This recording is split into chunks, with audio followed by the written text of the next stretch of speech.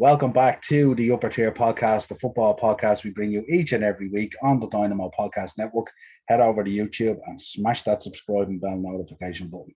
Audio versions show are available through Spotify, Podbean, iTunes, wherever you pick up audio version show. And if you want to contact the show, you'll get us on Facebook, the Upper Tier. We're on Instagram, the Upper Tier, and on Twitter at @the_Upper Tier. Joining me tonight for a very special episode, as you can gather, Maurice from Cheap Heat Productions podcast. How we doing, Maurice? Good, man. Pleasure. And I love your intro. Absolutely. Tell us this. What's going on with Cheap Heat Productions? Drop some of these. You're having some fantastic guests at the moment. It's all. I don't know what's going to be happening on a weekly basis, but basically we're leading up to Carol Baskin coming out for Saturday. So that's where we're at now. Yeah. And then just try to tie up a few loose ends. I'm trying to record a load of shows because we're having a baby. Baby's due in 4 weeks, so I need to do baby time. So I've been recording. I have like 7 in the bank, and I'm going to record another 6 or 7 next week, and I can just do the daddy time, but just have the videos dropping as I'm doing it. So yeah, monster at this moment.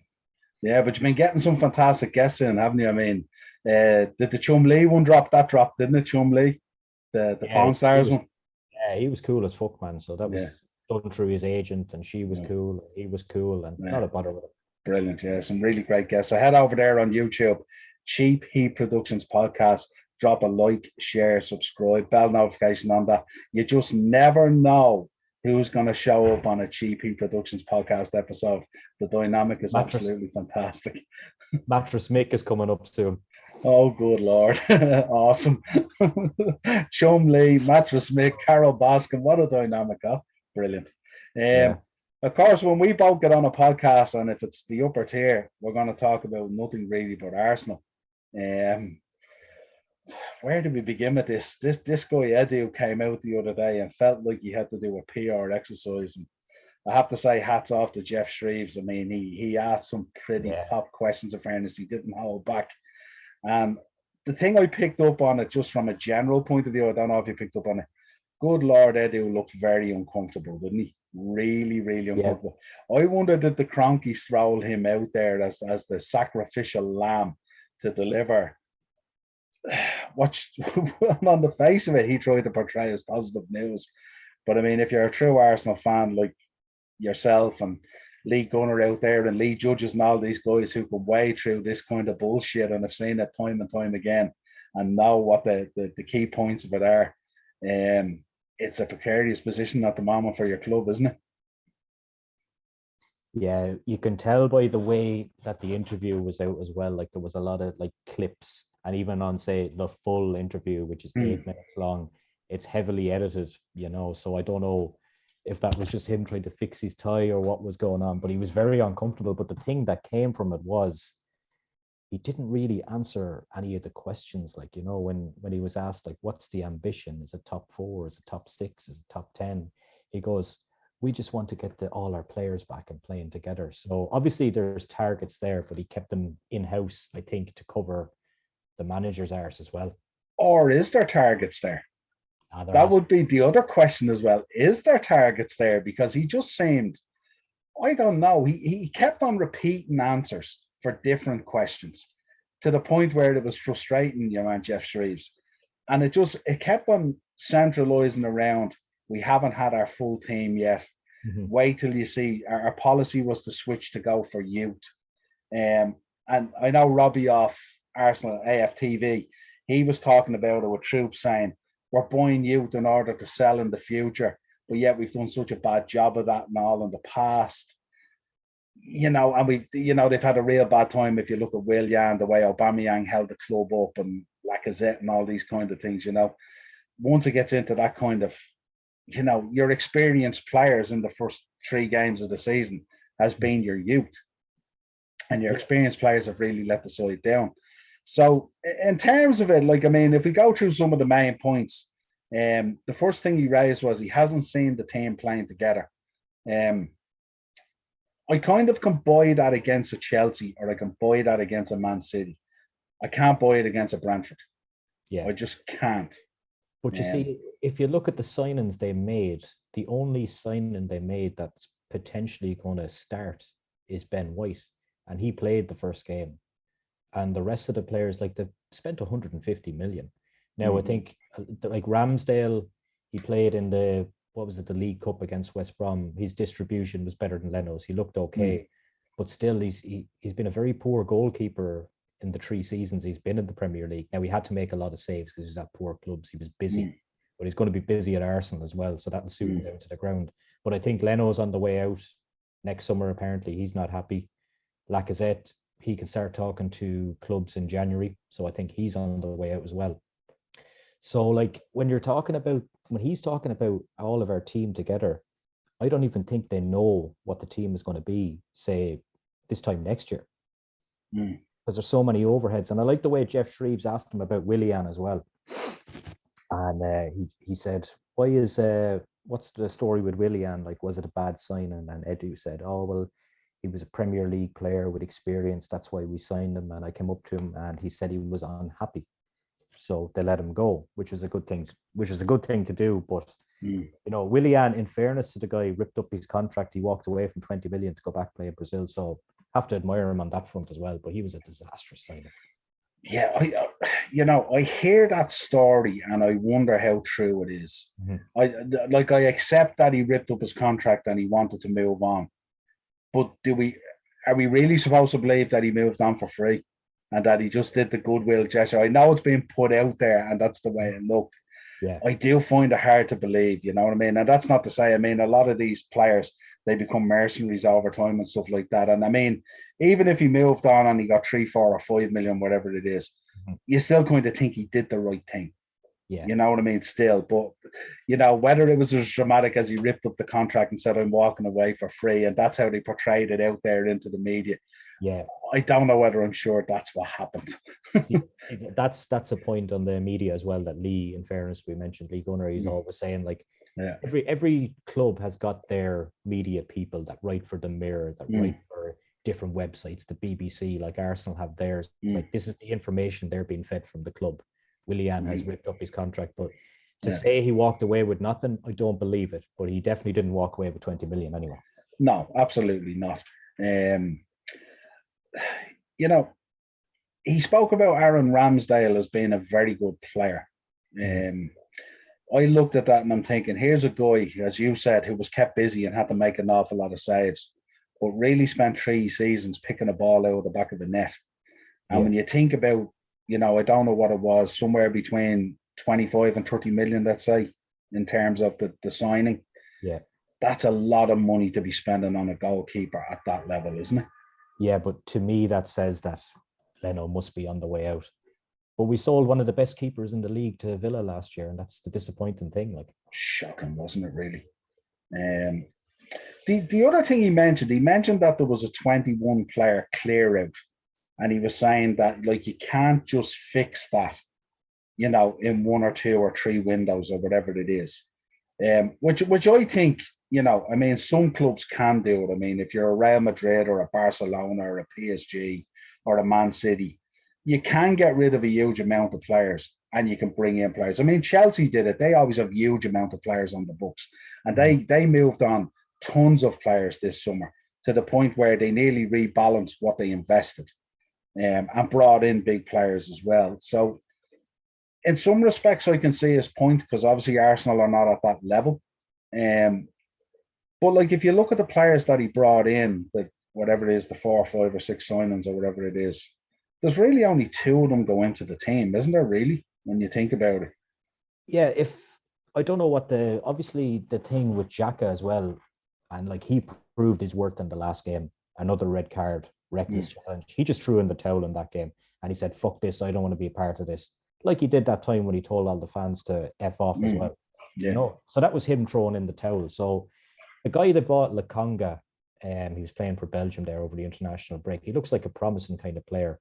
So over the next few games, I'd like to see him slot in there beside Thomas Partey if he can remain fit. He was never injured at Atletico. He's been always injured since he got to Arsenal. So, but is that going to be the plan? I don't think so, because they've signed this guy up to a new, like, 4-year contract. So he's going to be playing at Arsenal potentially till he's 35 on 200 grand a week. That's terrible business. And that comes down to the man over your shoulder again.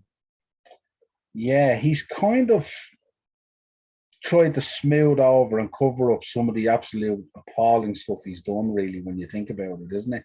And Mm. it's been so reactionary rather than being part of the plan.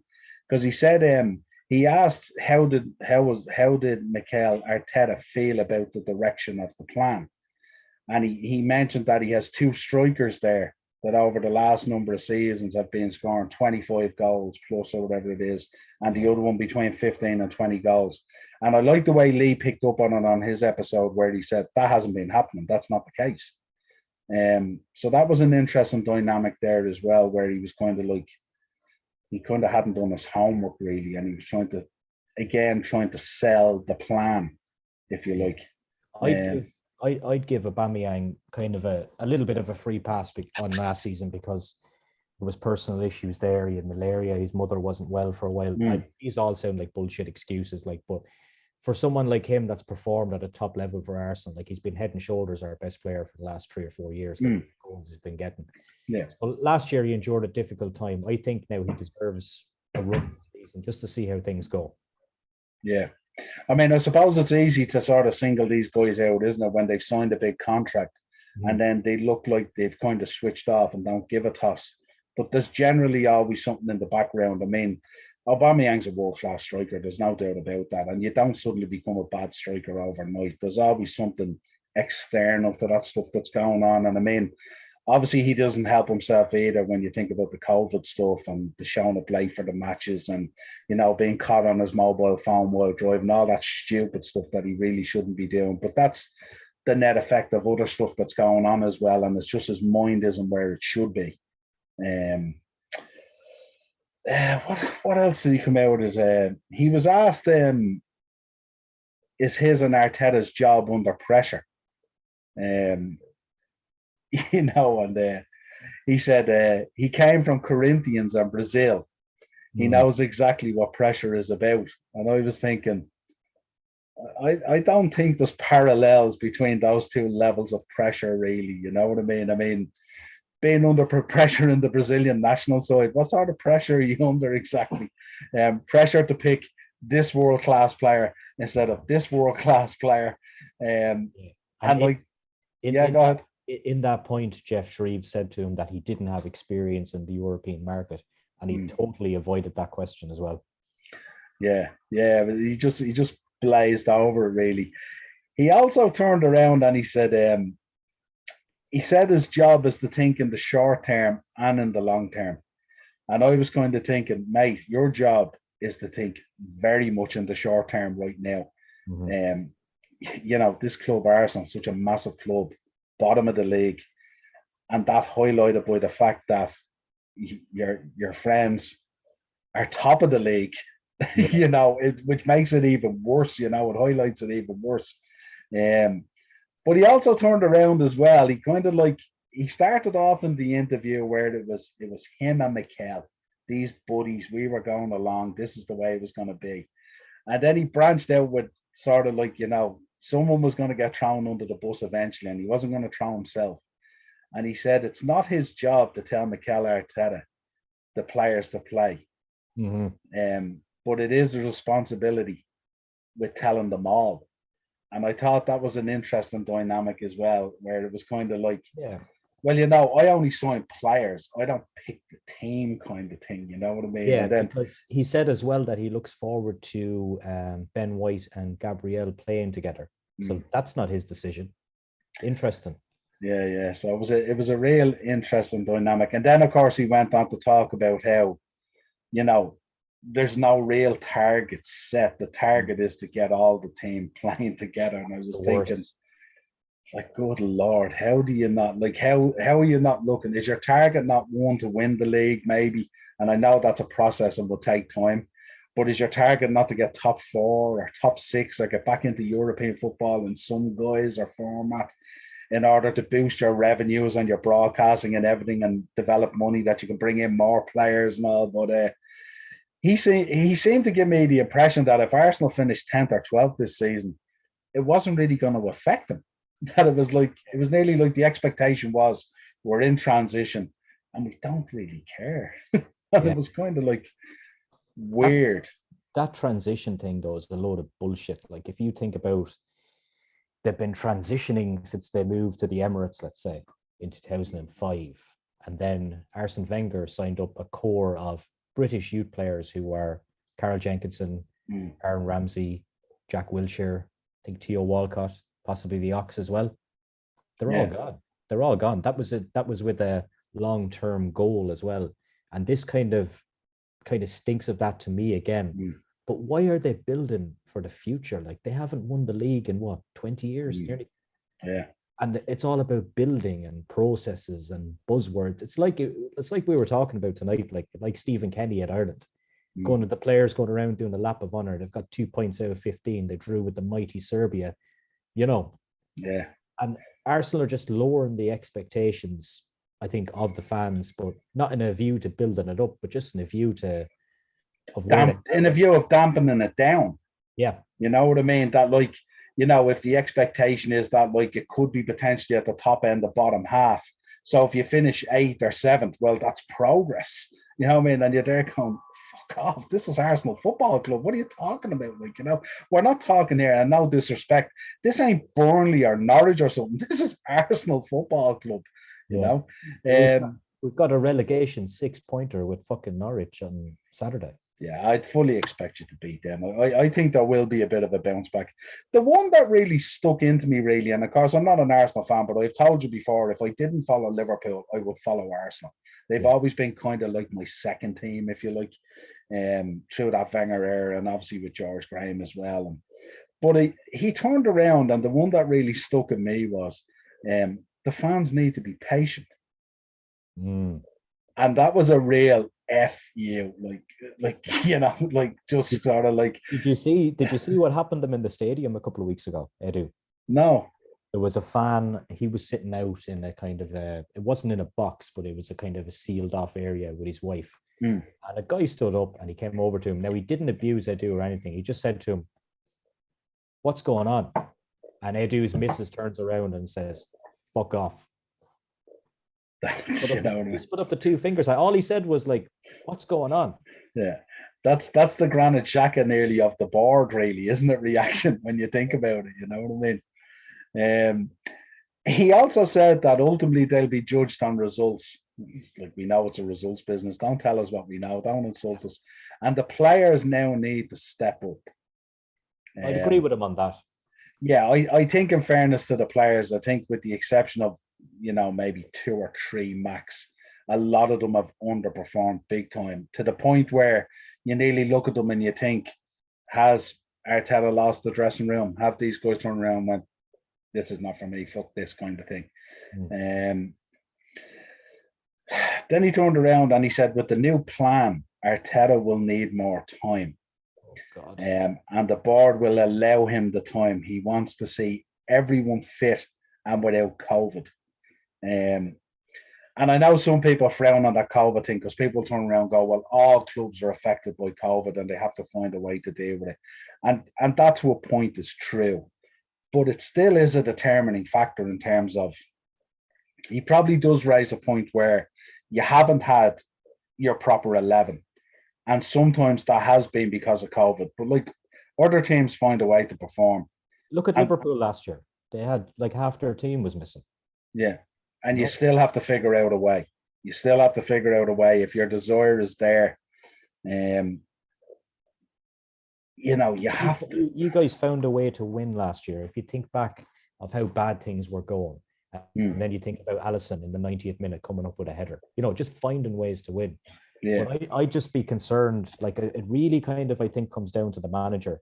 And I think like the bounce back he got off the FA Cup kind of gave him that bit more time, I think. And they played very well in the semi-final and the final of the FA Cup here against 2 good teams, City and Chelsea. But now, I don't know, like, we're not even good to watch at the moment. Like, Emery was playing much better ball. I know he was conceding maybe 26 shots at home to lower league teams or whatever, but they were still winning games 3-2, 4-2. The only really bad performance that Emery had was that Europa League final, and that's kind of what done him in, that game at Chelsea. Yeah, I share your point there with Emery as well. I think he got a hard time there as well, and I didn't think he got the full support that he was sold on the project when he came in. And I mean, it's shown. I mean, the guy has brought success. I mean, he won the Europa League there last season, and he's always, his teams are always competitive. They're always well structured. Everyone knows the job. You can see with that Villarreal team, they're very, very well coached. You know what I mean? I mean, United should have blown them away in that final, but because of their structure and their coaching and every player understanding his job, they put it up to the United and they pushed United all the way and ended up ultimately winning. Um, and that's down to him as well. It's his level of coaching, and he did get a raw deal at Arsenal. Now the argument might come back: was he actually the fit in the initial stages? Should he have gone in and got the job? Maybe there's a question about that.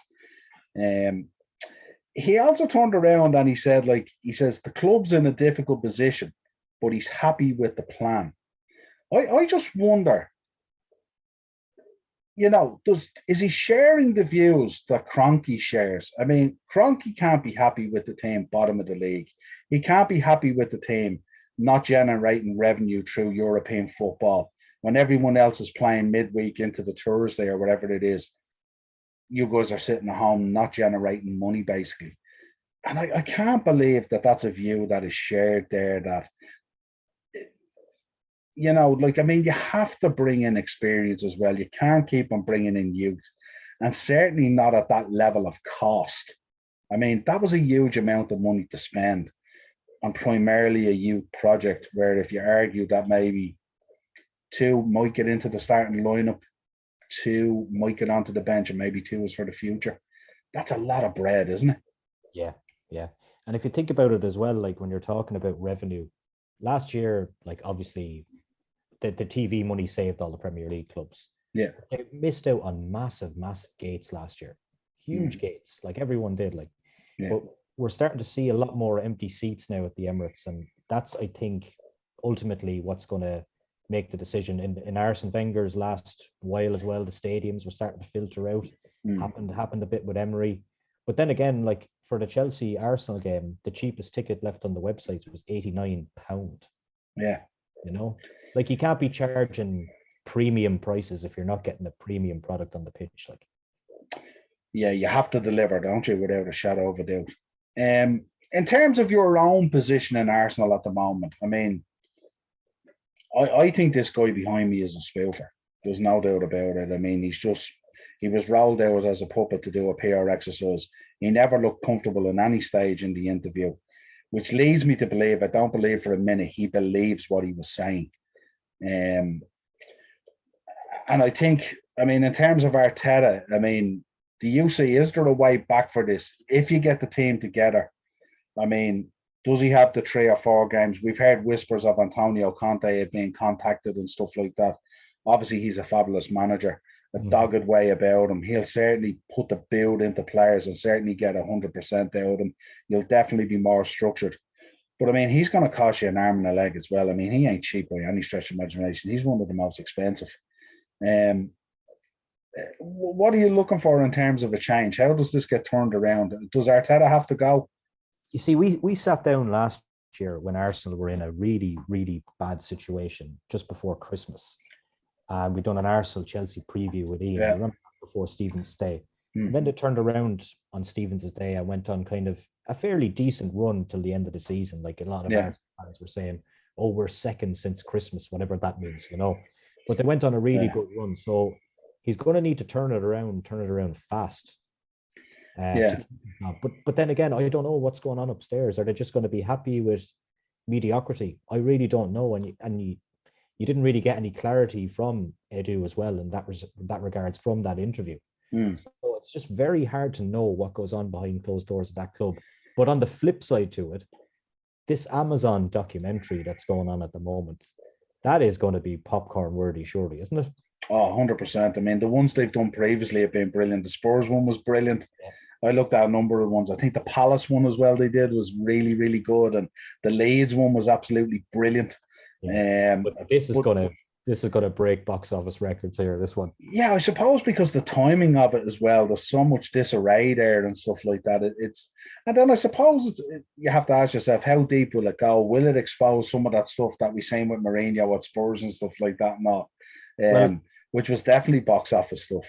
Yeah, Martin Odegaard said on international duty for Norway there that it's kind of difficult having cameras around. So he was the only one that's kind of touched on it, that they're kind of always there. Mm. And we got that vibe from the one we see in the Spurs and the City one. So if they're always there, like surely there's going to be some home truths anyway in this one. Well, that depends on what they clip and what they put out as well. You know, you can record lots of footage, but everything has to be put down into an hour each episode, or 40 minutes each episode. But that's an interesting comment as well, really, isn't it? When you think about it in terms of clubs these days, and as fans, we get such an insight in because, like, they cover training sessions, you get the inside pitch on match day from what the teams are doing, stuff like that. But there's about 180 cameras on a match day on Sky Sports or BT or whoever's covering it. I'd be very surprised Martin Odegaard as well, coming from Real Madrid, would have a problem about cameras being around. You know what I mean?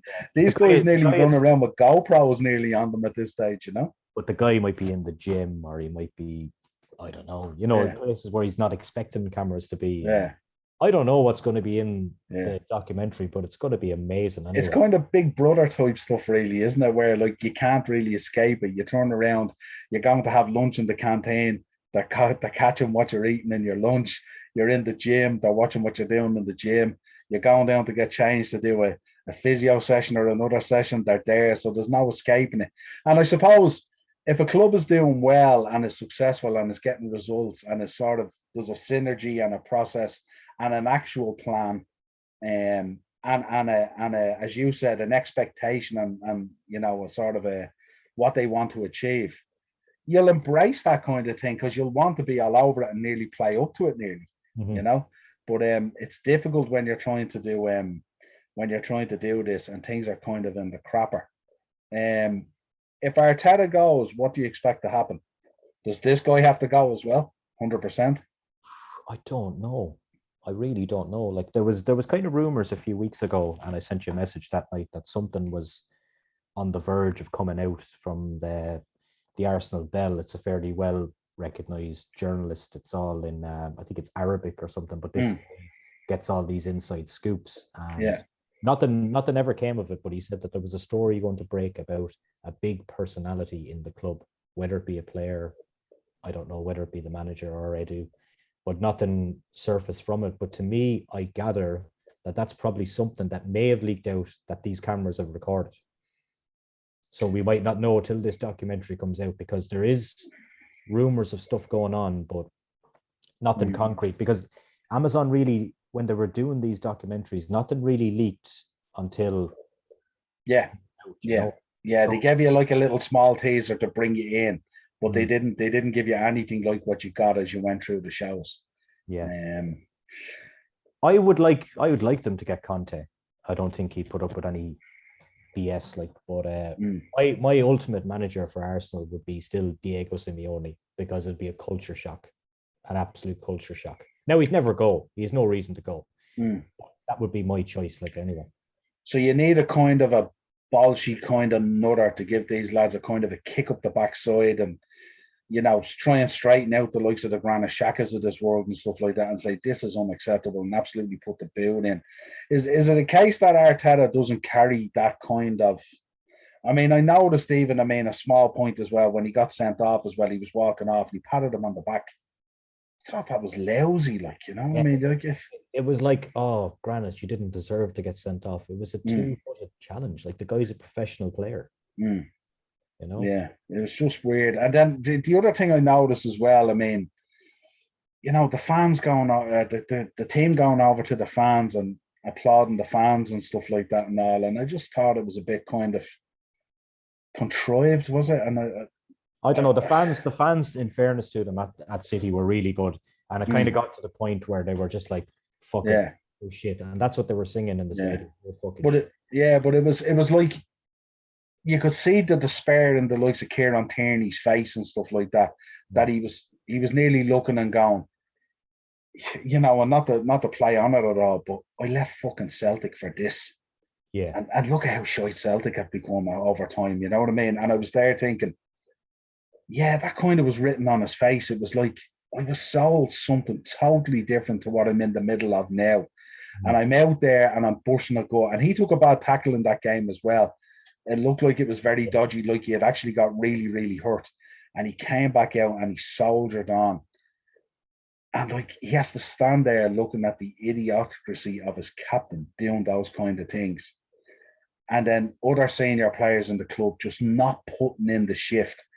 And you know, the weight of the club, this huge mammoth club, always a top four, always competitive, always in around these things. And now the weight of that is on him and Saka and Smith Rowe and these young lads to carry this wave. And Ben White in some cases as well, obviously, because he's come in and he's young enough as well.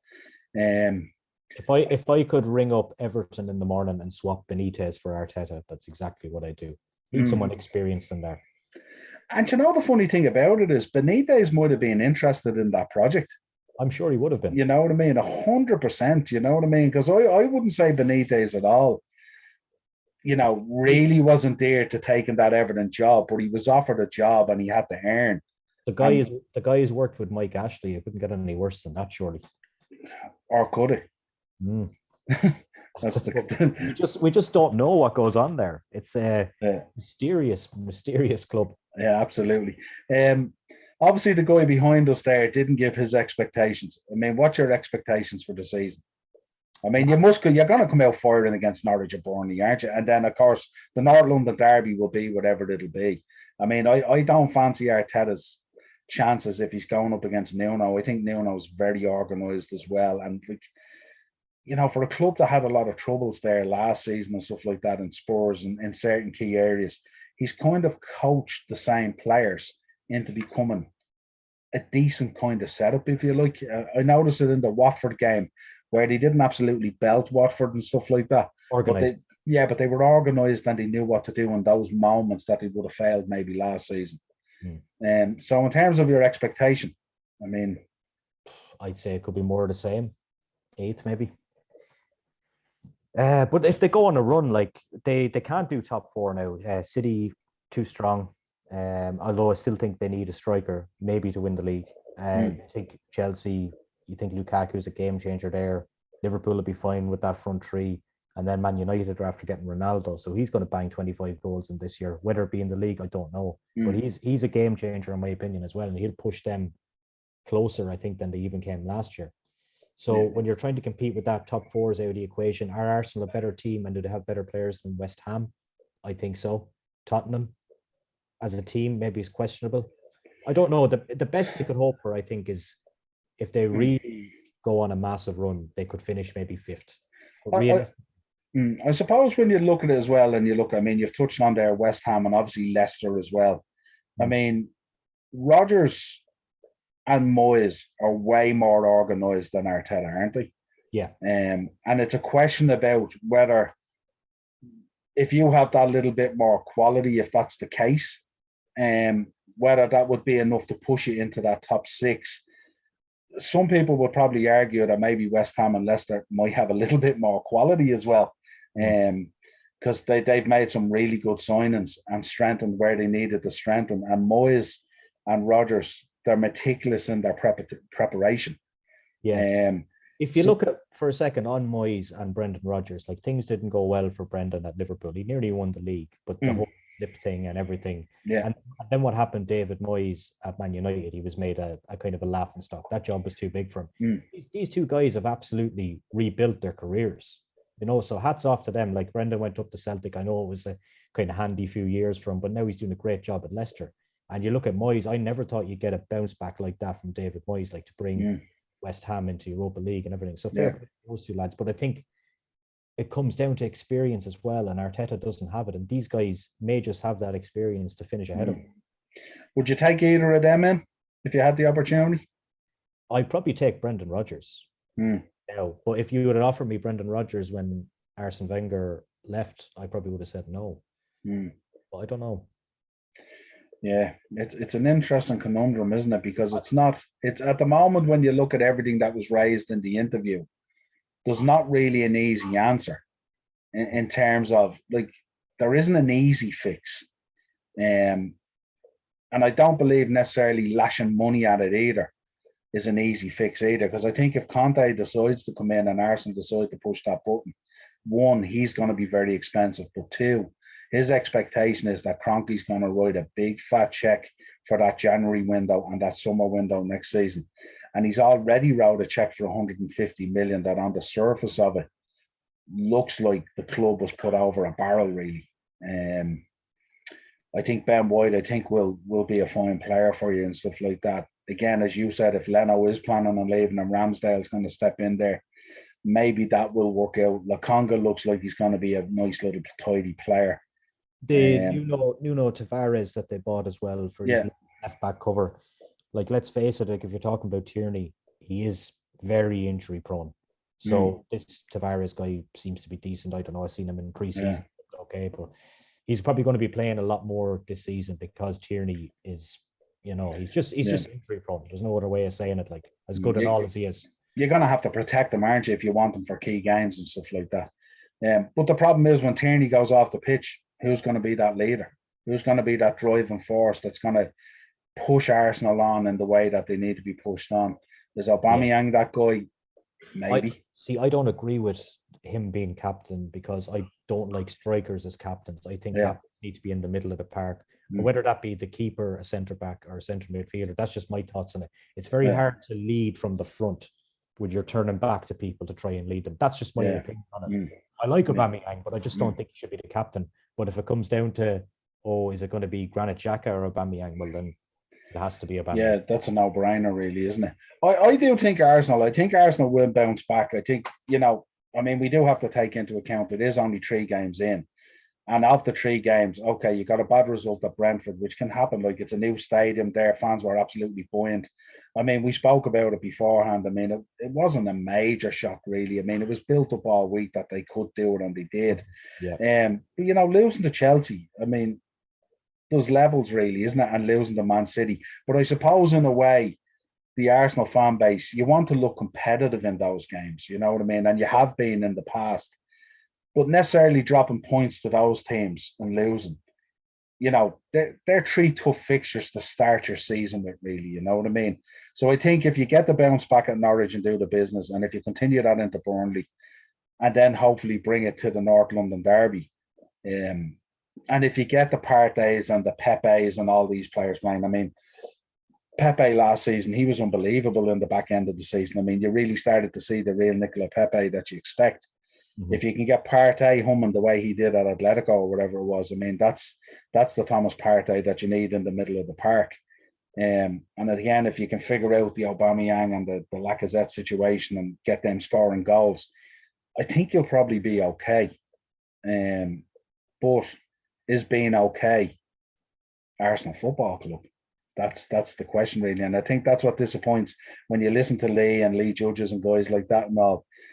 They've been so used to Arsenal being such a force, and they reiterate all the time, they pull down Highbury and you move to the Emirates to compete with all these Barcelonas, Real Madrids, Bayern Munich's, Man City's, Chelsea's, all these clubs. And that has kind of fallen flat on its face to a point over the last, 36 months maybe. At times you think about it, as you said last year, we all thought that Arsenal was going to go to Chelsea and they were going to get absolutely rinsed, and they went there and they got the results. So they're more than capable on their day of beating any team and have shown it. But it's whether he still has the dressing room and whether the plan that they're talking about really is a plan that will work, and can the fans see that and get behind it.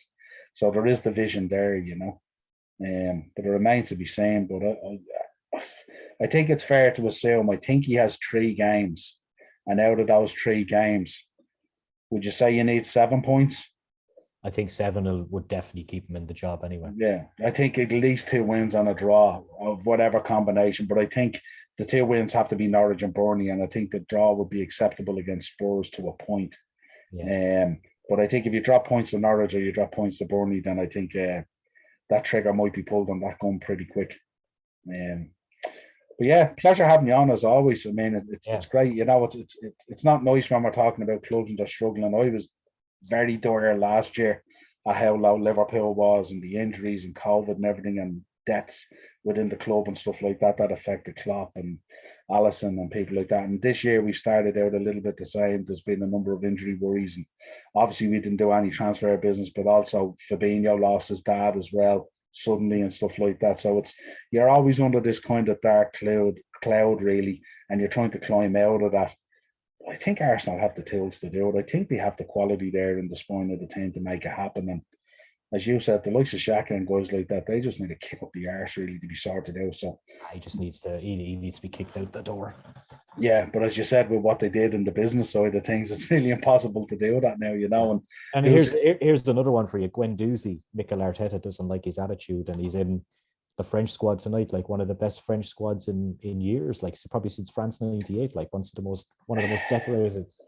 Yeah, but it was kind of a weird one with him, wasn't it? Because he was a ball of energy when he came in first, and he was looking like a real proper prospect. And then he got a bit pissy, didn't he? Like, and then he there was a bit of a falling out there. Glenn Murray by the throat, that game where Leno got injured, where Glenn Murray, I think, went in on Yeah. What you're making as well, I mean, the one that people touch on as well is Saliba. You see, I like people go on about Saliba, but I've never seen him play a competitive game. I don't watch the French league, but apparently he's playing very well out there, and he was there last season as well. But then I think Arteta has like got his favorites. Like I think Lucas Torreira is a better player than Granit Xhaka, and he's out the door again.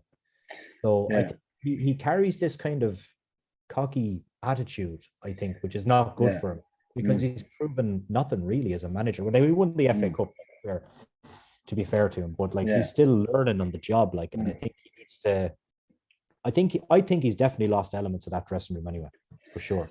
Yeah, I think you're playing a dangerous game when you're a young manager and inexperienced and you start having favourites. I think that's a very dangerous path to follow. And I always look at him at times on the sideline, and he kind of has that kind of pep arrogance about him, doesn't he? Yeah. But it's different when you're Pep and you have that track record, and you know, even as a player as well as anything else, you know what I mean? And I just think it's going to be real interesting times. Yeah, I mean, hopefully Arsenal bounce back. You know what I mean? We want Arsenal to be a top club in the division and stuff like that. You know, it's tough for people, even, you know, other fan bases. It's banter FC, but at the end of the day, it's like, you know, we want to be the most competitive league in the world. You know what I mean? And it takes clubs like Arsenal and Liverpool and Man City, United and Chelsea all and Spurs to do that. One thing you can always guarantee anyway, that it's going to be entertaining, whatever happens. Whilst it might not be entertaining on the pitch, it's certainly going to be entertaining off it this year. And this is probably this is not going to be the last conversation I think we have about Arsenal. I wouldn't have thought so now. I wouldn't have thought so, but I think I'm thinking the conversations will get more positive. I think the fan base, I think it needs to be less accepted of the crap that does be spilt out and stuff like that. You know, you hear some people going, well, oh, he has a plan and he answered this and he answered that. And, you know, if you know your history, you know that it's nonsense. You know what I mean? It's absolutely. But listen, pleasure talking about this as always. You too. Always pleasure talking together, you know, not necessarily if it's a tough subject and stuff like that. If you want to drop your comments into the video there, let us know what you think. Arsenal, Arteta in, Edu in, or Arteta out, Edu out. What you're thinking on Trust the Plan. Is there a plan and a project? Trust the process. Trust the process. The foundation apparently for success is being laid. Yeah. If you want to hit us up on Facebook, The Upper Tier. We're on Instagram, The Upper Tier. Twitter at _upper_tier. And of course, the videos are always available on the Dynamo Podcast Network on YouTube. And audio versions of the show will always be on Spotify, iTunes, or Podbean. Maurice, a pleasure. You too, Niall. Good night.